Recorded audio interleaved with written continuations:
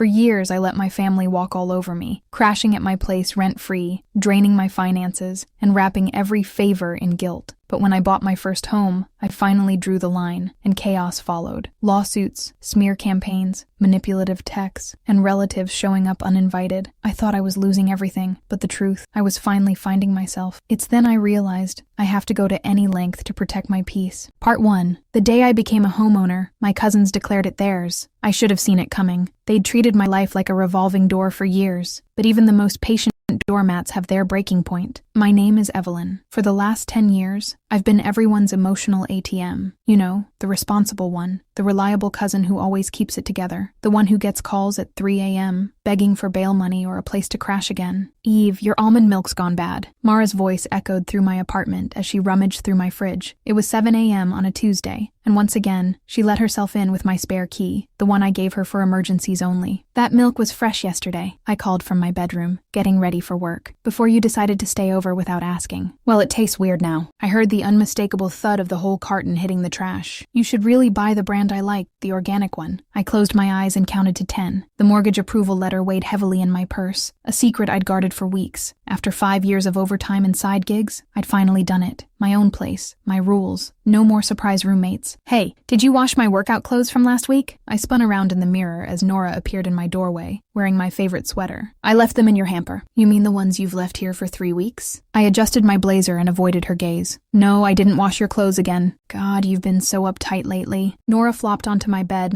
messing up my carefully made sheets. "What's your problem?" My problem was lying on my bed wearing my clothes, but I stayed silent. I'd learned long ago that confrontation just sparks family-wide drama. Tears, guilt trips about blood being thicker than water. Instead, I grabbed my purse and headed for the door. "Lock up when you leave," I said, knowing full well they wouldn't. They never did. At work, my eyes kept drifting to that mortgage letter between meetings. The little craftsman house on Maplewood Lane wasn't much. 2 bedrooms, tiny yard, but it was mine, or would be after closing next week. My phone buzzed. A text from my best friend, Jade. "You telling them at the BBQ tonight?" I typed back, "Have to next week." "Want backup? I'll bring wine and a taser." I smiled despite myself. Jade had been pushing me for years to stand up to my cousins. Just wine, trying to keep it casual. The family BBQ was anything but casual. Aunt Grace's backyard was packed. Relatives clustered like vultures, the air thick with charcoal smoke and passive-aggressive comments. I waited until most had a few drinks before speaking. "I bought a house," I said, clearing my throat during a lull. The reaction was instant. Congratulations from distant cousins, questions about the neighborhood, and then, "Oh my God, this is perfect," Mara squealed, swirling her wine. "Ray and I were just saying we needed a change of scene." My stomach dropped. "What can we do to help you move in?" Nora was already pulling out her phone. "I'm thinking roommate situation. Split bills and everything." That's not really. This is so exciting." Mara wrapped me in a hug that smelled like Pinot Grigio. "We'll finally live together like we always said." "We never said that." "I call the master bedroom," Nora declared, laughter ringing around us. I caught Jade's eye across the yard. She mouthed, "Shut it down." But I just stood there, smile frozen on my face, as my cousins began planning the invasion of my sanctuary, my escape. Something inside me shifted.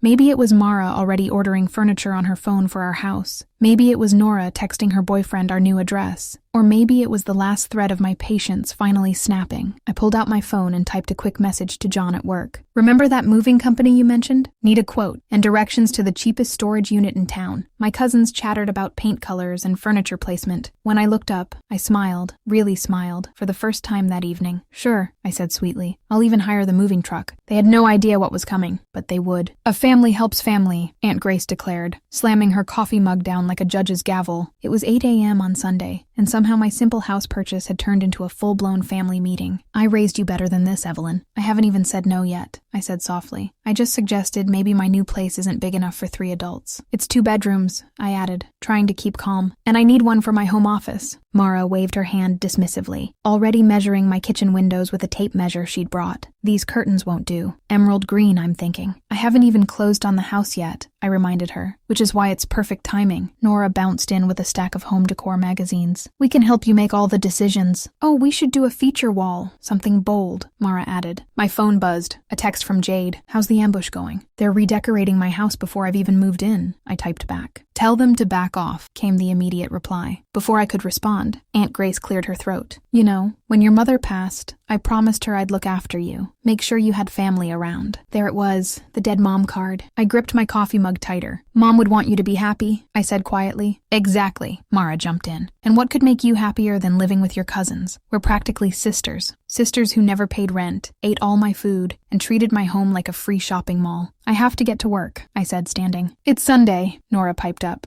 "Oh, speaking of work, I might need to borrow some money for the move, just until my influencer career takes off." I walked to my bedroom, closed the door, and called Jade. "Girl, you need to shut this down," she said, no hesitation. "I know. Then why aren't you?" I watched through my window as Mara's BMW pulled up, loaded with magazines and fabric swatches. "Because I'm tired of fighting," I said. "Tired of being the bad guy. Tired of being their doormat." "Then do something about it," Jade said. I ended the call. Part 2. I'm done being the villain. Done being their doormat. I ended the call and opened my laptop. An email from John blinked at me. "Storage unit reserved. 10 by 15. Climate controlled. First month paid. Movers on standby." Another text from Nora lit up my phone. "Found the perfect sectional for our living room. $3,000. Put it on your card. I'll totally pay you back." I closed my eyes, tasting the bitter memory of every "I'll pay you back" they'd ever said, and never did. The doorbell rang. Marcus stood there, shifting uneasily. "Mom sent me," he said, shuffling, "to help with the planning." "Of course she did." I let him in. "Look, I know Nora and Mara can get intense," he started. "Intense?" I cut in with a laugh sharp enough to slice. "They've already claimed curtains, furniture, and decided which bedroom is theirs." "Excited," Marcus tried again. "No, entitled," I corrected, the words falling harder than I meant. "Everyone enables them." Marcus lowered his eyes in shame. "We're family, stop." I raised my hand. "Just stop!"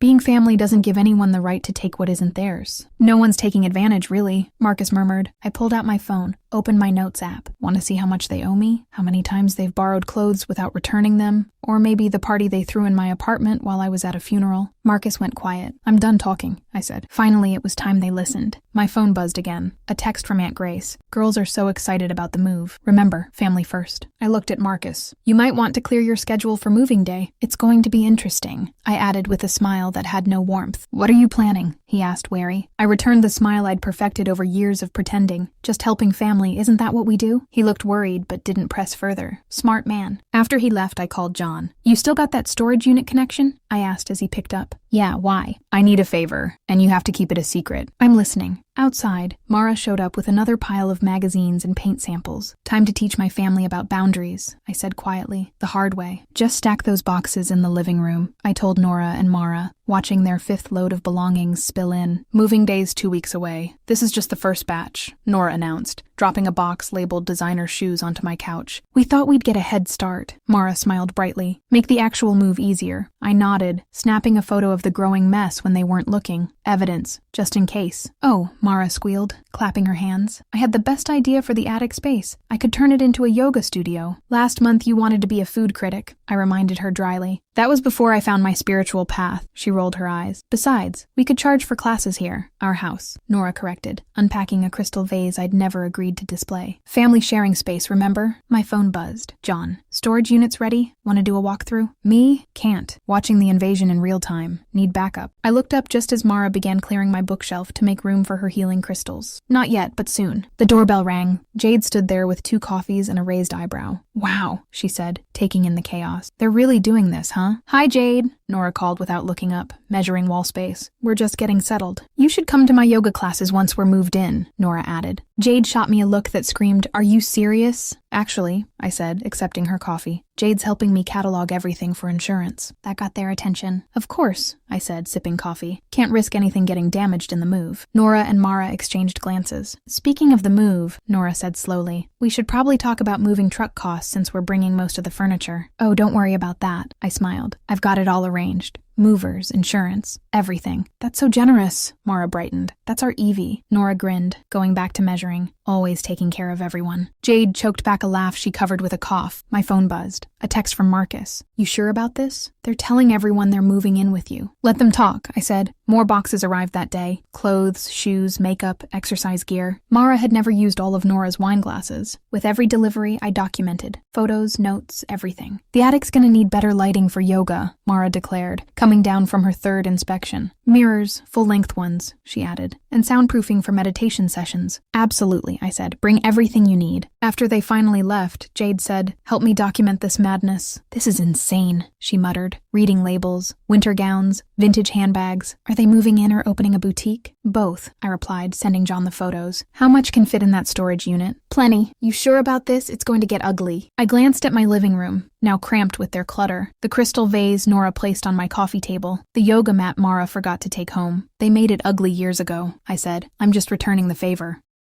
That night, Aunt Grace's group text lit up. Girls' night planning tomorrow.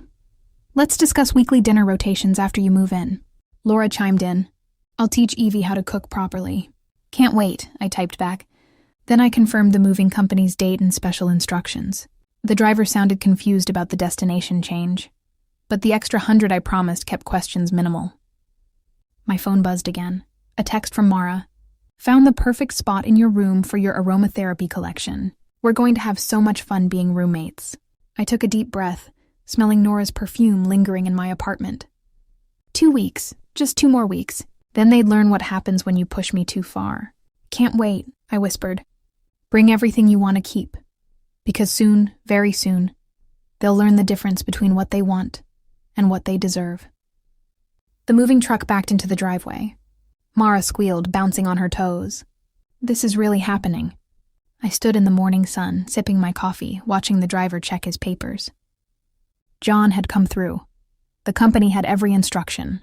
Part 3. I stood in the morning sun, sipping my coffee and watching the driver check his paperwork. John had come through. The company had specific instructions, and a hefty bonus waiting if they followed them. Exactly. You're being weirdly calm about all this, Nora, I said. I am. Me, suspiciously. Usually you're such a control freak. Just excited to get everyone settled. I smiled, filming as the movers started loading boxes. Want to document the big day. The movers worked efficiently, loading box after box of my cousin's belongings, designer clothes, expensive electronics, yoga equipment still in its original packaging, all carefully documented on my phone. We should follow the truck, Laura announced as the last box went in. Make sure everything gets there safely. Oh, I need to stop by the bank first, I said quickly. Why don't you head to the house? I'll meet you there. Perfect. We can start unpacking while we wait. Mara was already in her car. Don't take too long. I watched them drive off, then quickly texted John. They're heading to the house. He replied, stall them on it. Dave's ready with the truck. At the storage facility, I took my time driving to my new house, taking the scenic route. My phone started buzzing 15 minutes later. Where's the truck? Laura demanded when I answered. We've been waiting forever. Traffic probably, I said calmly. You know how it is on moving day. Everything takes longer than expected. Another 20 minutes passed. More calls, more texts. I ignored them all. Finally, Mara's name flashed on my screen. The tracking app says the truck is at Cedar Storage. What the hell, Evelyn? I pulled into my driveway. We, both cousins, stood waiting, faces red with anger. What's going on, Laura? I stormed over to my car. Why is the truck at a storage facility? I got out, slowly adjusting my sunglasses. Because that's where your stuff is going. What? Mara's voice went shrill. This isn't funny, Evelyn. It's not meant to be. I leaned against my car, feeling surprisingly calm. The units are paid for 1 month. After that, it's your responsibility. Laura's face went from red to purple. You can't do this. We had an agreement. No, you had assumptions. Big difference. But all our stuff. Mara was near tears. What about the yoga studio? You can do yoga in the storage unit, I suggested. It's climate controlled. Laura grabbed my arm. This is illegal. We'll sue. I gently removed her hand. Actually, I have documentation of every item you voluntarily brought to my apartment, plus video evidence of you both acknowledging the move. Want to explain to a judge why you assumed you could move into someone else's house without their permission? We're family, Mara wailed. Exactly. And family shouldn't take advantage of family. I pulled out my phone and showed them the photos. Remember this face? The one you brought over without asking? Or these shoes you stored in my closet? Or maybe we should talk about the credit card bills you promised to pay. I'm calling Mom, Laura snarled, pulling out her phone. Go ahead. I'm sure Aunt Grace would love to hear about the party you threw in my apartment during Grandpa's funeral. That made her pause. You've got 1 month, I said quietly. After that, the storage company auctions off unpaid units. Might want to hurry. Designer clothes sell fast. You'll regret this, Laura, I hissed. The whole family will hear about what you did. You mean how I helped you move, how generous I was to pay for professional movers, how I made sure all your belongings were safely stored. I smiled. Go ahead, tell everyone. Mara was openly crying. Now where are we supposed to live? Probably wherever you were living before you decided to come, and near my house. I walked past them to my front door. I hear your mom has plenty of room. This isn't over, Laura, I called after me. Actually, it is. I turned back one last time. Oh, and I'll need my spare key back, both copies. They stood in my driveway speechless as I went inside and locked the door. My phone immediately exploded with notifications. Aunt Grace, Marcus, various relatives demanding explanations. I ignored them all and texted John. It's done. How do they take it? He replied, about as well as you'd expect. I looked out my window at my cousins, now frantically calling everyone they knew. But for the first time in years, I could breathe in my own home. Worth it? I watched Harper and Mara finally get in their cars, peeling out of my driveway like they were fleeing a crime scene. Ask me after the family fallout, I typed. But right now, absolutely. 3 hours of blessed silence passed before my phone rang again. I'd been enjoying the peace, arranging my furniture exactly how I wanted it, when Mara's number flashed on my screen. Why is there a note on our stuff? She shrieked before I could even say hello. Did you read it? I asked, calmly straightening a picture frame, one that Nora had always insisted was tacky.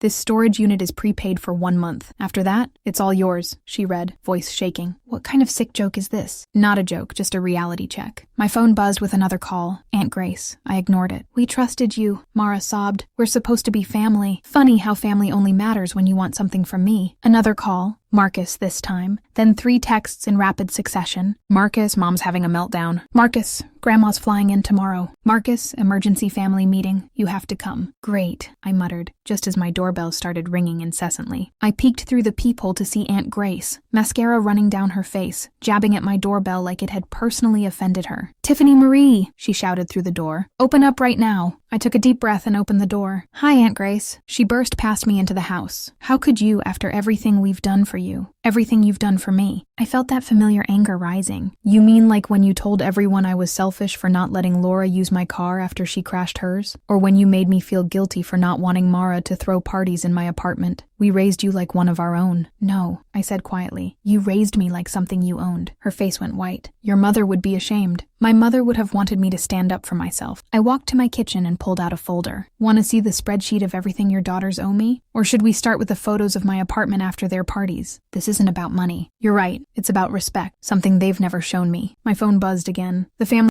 group chat was exploding. Harper, hope you're happy with yourself, Mara typed. My crystals could get damaged in storage. Marcus, Grandma's plane lands at 9 a.m. Aunt Grace, family meeting tomorrow at 2 p.m. Everyone must attend. I muted the chat and looked at my aunt still standing in my kitchen, looking shell-shocked. You'll be there tomorrow, she said. It wasn't a question. Of course, I wouldn't miss it. After she left, I called Jade. So, she said when she picked up, I hear World War III just started in your family. News travels fast, girl. It's all over Facebook. Lori's posting cryptic status updates about betrayal. Part 4. I hear World War III just started in your family. News travels fast, girl. It's all over Facebook. Nora's posting cryptic status updates about betrayal and karma. Mara's sharing quotes about toxic family members. I laughed despite myself. At least they're consistent. You okay? I looked around my quiet, peaceful house. No random clothes strewn about. No one rearranging my furniture or eating my food. No guilt trips or demands. Yeah, I said. I really am. Need backup for tomorrow's meeting? No, this is something I need to do alone. My phone buzzed with a text from Marcus. Heads up. Mara's talking about small claims court for emotional distress and property damage. I snorted and typed back. Tell her to go ahead. I've got receipts. The next message was from Nora. I hope you're ready for what's coming. You picked the wrong family to mess with. I saved the message, more evidence, and poured myself a glass of wine. My phone kept buzzing with messages and calls, but for the first time in years, I felt no obligation to answer. Instead, I walked through my house enjoying the silence. No one's yoga mat in the corner. No one's unwashed dishes in my sink. No one's expectations weighing me down. Another text, this time from John. Your cousins just tried to get into the storage unit. Security turned them away. They okay? I asked. The security guard or your cousins? Both guards. Fine. Your cousins left screaming about lawyers. I smiled and took another sip of wine. Let them scream. One final text came through from an unknown number. I almost ignored it, but something made me open it. This is Grandma. We need to talk before tomorrow's meeting. Breakfast, 8 a.m. I stared at the message for a long moment. Grandma had always been different from the rest. Tougher, fairer, but even she had her blind spots when it came to family. 8 a.m., I typed back, but I'm not changing my mind. Her response was immediate. Good, neither am I, girl. Grandma was already at the diner when I arrived, a cup of black coffee in front of her and another waiting for me. She didn't look angry. If anything, she looked amused. Quite a storm you've stirred up, she said as I slid into the booth. They started it. Oh, I know. She stirred her coffee slowly. Remember when you were 10 and Nora convinced everyone you'd broken her new bicycle, even though she crashed it herself? I blinked, surprised she knew about that. I've known about a lot of things, dear. She pulled out her phone, ancient but functional, and started scrolling through photos, like this one, Christmas 3 years ago. The photo showed Nora wearing my brand new sweater, a gift I'd supposedly lost before even wearing it. You've been keeping track. Someone had to. She put her phone away. I wanted to see how long it would take you to stand up for yourself. The waitress came by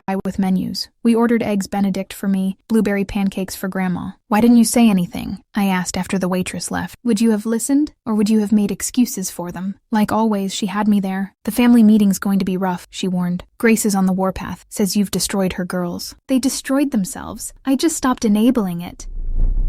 Grandma smiled, a sharp, satisfied expression.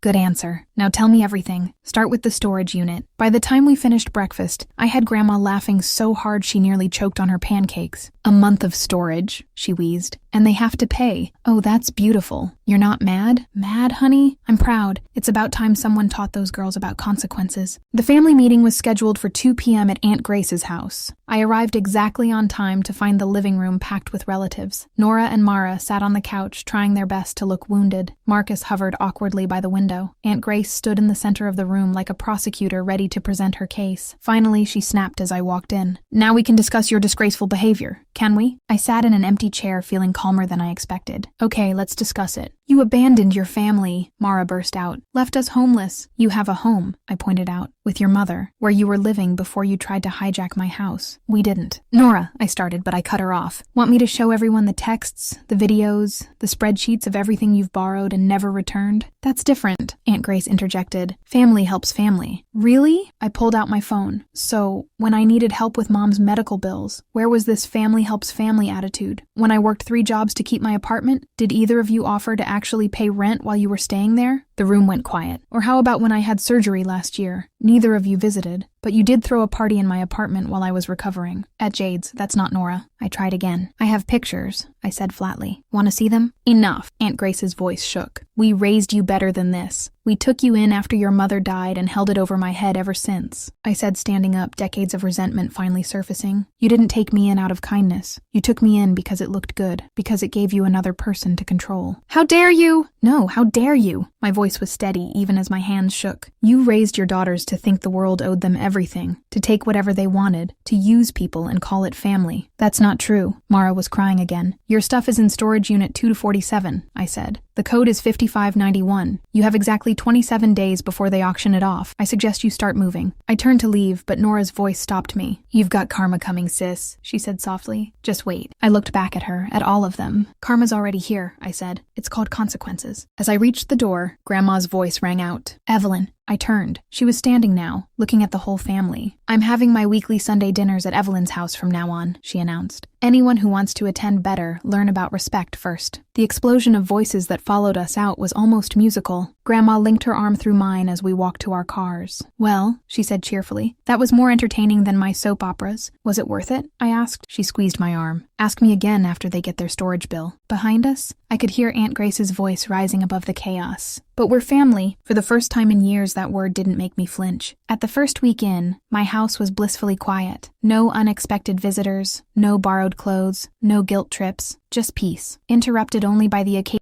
buzz of my phone showing another angry social media post from my cousins. Then Marcus called. Mara's really filing a lawsuit, he said without preamble. I was making coffee in my kitchen, my perfectly arranged, nobody else's stuff in it, kitchen. Let her, Evie. She's serious. She's got a lawyer and everything. Good for her. I took a sip of coffee. I've got documentation of everything, including the time she borrowed my car without permission and got 3 parking tickets in my name. Silence on the other end. She did what? Ask her about it. I still got the receipts. After we hung up, I checked my email. 3 new messages from Aunt Grace, all in caps, all about family loyalty. 2 from Nora with links to articles about toxic family members. Irony apparently lost on her. Part 5. I checked my email. 3 new messages from Aunt Grace, all in caps, all about family loyalty. 2 from Nora with links to articles about toxic family members. irony apparently lost on her. Then one from the storage facility. Your cousins tried to access the unit again, John texted a few minutes later. Security had to escort them out. They okay? I asked. Mara threw her healing crystals at the guard. I snorted coffee through my nose. The doorbell rang. I checked the camera. Jade, holding takeout, walked in and set down Chinese food. I hear you're being sued, apparently. I grabbed plates from my perfectly organized cabinets. For emotional distress and property damage that doesn't exist. You know what this means, right? I raised an eyebrow. You've won. She grinned. They're so desperate they're making stuff up. My phone buzzed again. A group text from extended family members. Aunt Patricia. Family shouldn't treat family this way. Uncle Mike. Your mother would be ashamed. Cousin Sarah. Can't believe you do this to your own blood. I showed Jade the messages. She rolled her eyes. Where were they when your cousins were taking advantage of you? Probably encouraging it. I muted the group chat. Apparently, I'm the family pariah now. Good. Jade stabbed a piece of orange chicken. Better than being the family doormat. The next day, I came home from work to find my mailbox stuffed with printed screenshots. Every nice thing my cousins had ever done for me, compiled by Aunt Grace. The note attached was in red. See what you're throwing away? I flipped through them. Nora letting me borrow a dress she'd borrowed from me first. Mara bringing me soup when I was sick, after crashing at my place for 2 weeks. All the favors that came with strings attached. The doorbell rang. Marcus again. Mara dropped the lawsuit, he said as soon as I opened the door. Let me guess, her lawyer saw my documentation? He nodded. And the parking tickets and the credit card statements and the party videos. Funny how evidence works. He shifted uncomfortably. Look, I know they've been difficult. Difficult? I laughed. They tried to take over my house. They've been taking advantage of me for years, and everyone enabled it, including me, he admitted quietly. I softened slightly. At least he could admit it. Mom's organizing a family intervention, he warned. She's getting everyone together next weekend. No, Evie, I repeated firmly. I'm done with family meetings, done with interventions, done with guilt trips. They can keep their drama. I'm keeping my peace. My phone buzzed, a text from Grandma. Sunday dinner still on? Absolutely, I replied. Just us and me? Marcus asked hesitantly. I studied him for a moment. He'd never been as bad as the others. Just complacent. Maybe that could change. Dinner's at 6, I said. Finally, don't be late. After he left, I walked through my quiet house again. Family photos I'd chosen. Furniture arranged my way. A space that was completely, utterly mine. My phone lit up with another barrage of messages. Flying monkeys sent by Aunt Grace to guilt me into compliance. I deleted them without reading. Then a final text from Nora. You'll regret this. Family is forever. I looked at the message for a long moment, thinking about all the years of manipulation, all the taking without giving, all the guilt trips and gaslighting. You're right, I typed back. Family is forever, but toxic relationships don't have to be. I blocked her number before she could respond. The doorbell rang again. I checked the camera, half expecting another angry relative. Instead, it was John holding coffee, wearing a concerned expression. Heard you might need backup, he said when I opened the door. Or at least caffeine. I smiled, letting him in. Both. Definitely both. Behind him, I saw Nora's car pulling up to the curb. Round 2 was about to begin. She didn't knock. She pressed the doorbell repeatedly like she used to at my apartment. But this wasn't my apartment anymore. I wasn't that person. Want me to handle it? John asked, setting down his coffee. No. I straightened my shoulders. This is my house, my rules. I opened the door but blocked the entrance. Nora, I stood there. Makeup perfect smile. Cold. We need to talk, she said. No, we don't. Actually, we do. She held up her phone. See, Mara might have dropped her lawsuit, but I've got my own evidence. Years of texts where you agreed to let us stay. Videos of us planning the move. Want to see how that plays in court? I smiled. Want to see the videos of you admitting you never planned to pay rent? Or the texts where you promised to pay back all the money you borrowed? Better yet, want to explain to a judge why you used my credit card without permission? Her smile faltered. You picked the wrong war, she said, echoing her earlier threat. No, you picked the wrong victim. I leaned against the doorframe. I'm not your backup plan anymore. Not your ATM, not your free storage unit or hotel, or whatever else you needed me to be after everything we've been through. You mean everything you put me through? She changed tactics, eyes welling with tears. We're sisters, Evie family. No, we're cousins who grew up together, and you're a bully who never grew up at all. The tears vanished instantly. You'll regret this. The whole family is turning against you. The family turned against me years ago,